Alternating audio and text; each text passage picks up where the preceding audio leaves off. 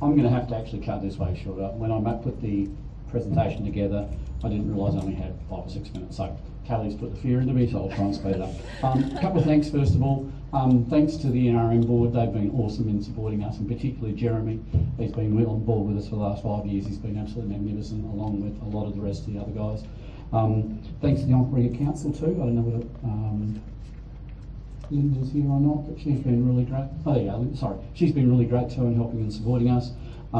Craig, my little offsider there, who won't come up on stage because he's way too shy. And my principal for putting actually some time and money where her mouth is. It's not always that common. She's actually really willing to support us. So we're a R7 school. We're only about 20 years old. That's what it looked like. Our place was built on pretty degraded farmland. Very little, by the way, natural vegetation left at all. And so over the whole process, we've been involved heavily right from the very start. Those two little areas there were built or planted by our first students collecting seed, propagating it, and then putting it into there. So that represents part of a community area, and our school starts to look a bit like this. We've got about 550 students currently. We're moving to about 750 over the next 2 years. We're in one of those growth areas. As Chris said before, a lot of our kids live in a 350 to 550 square metre block with everything paved, and there's nowhere for them to go and play. They're not allowed in their front yard. They aren't allowed to go down and park by themselves. So we've been really conscious about engaging them with nature, and that's where the NRM's been really, really good in helping us.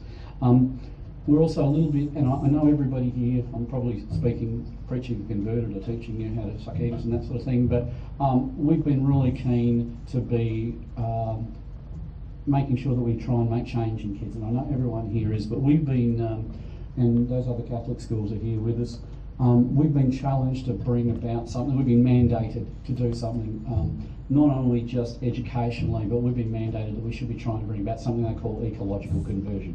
In other words, changing people's thoughts, but also changing their hearts so they actually get off their backside and do something. A lot of stuff's said, but not all that much is done sometimes. So when we looked at it, I'm going to talk about the stuff in yellow. I'm going to have to scoot through this.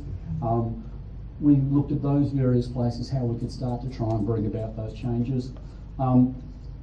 This is nothing new to anyone's educating kids in the environment, but we're really keen on looking at the middle and the bottom one.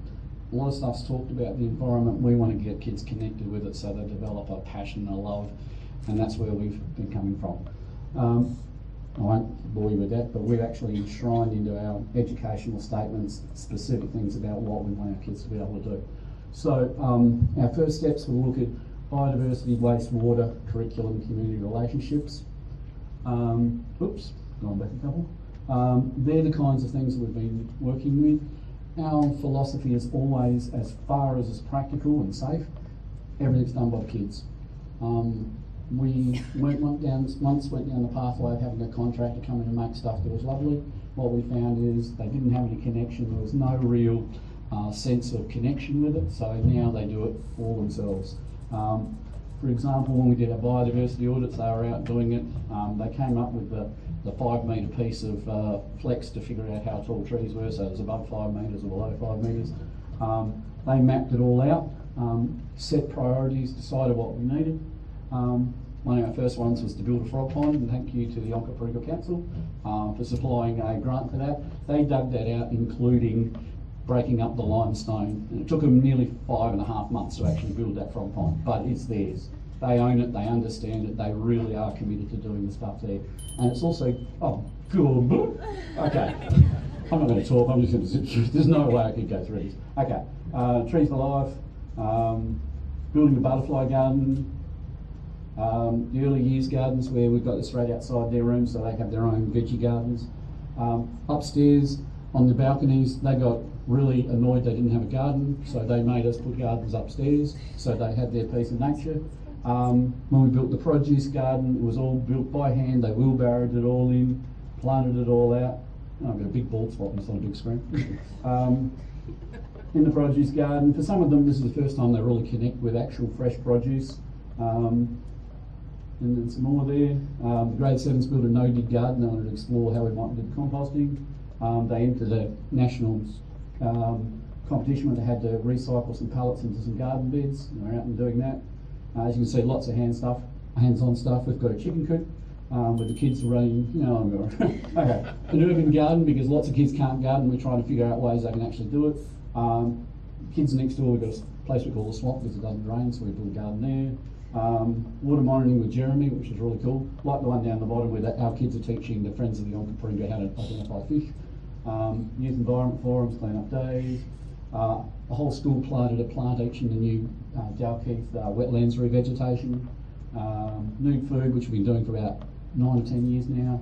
All the various recyclings, green waste, worm farms, water efficiency, and then curriculum. We're trying to build it into, one of the things we found is that teachers need some capacity where they're connected to the curriculum rather than it being an extra. So we did that, and then that.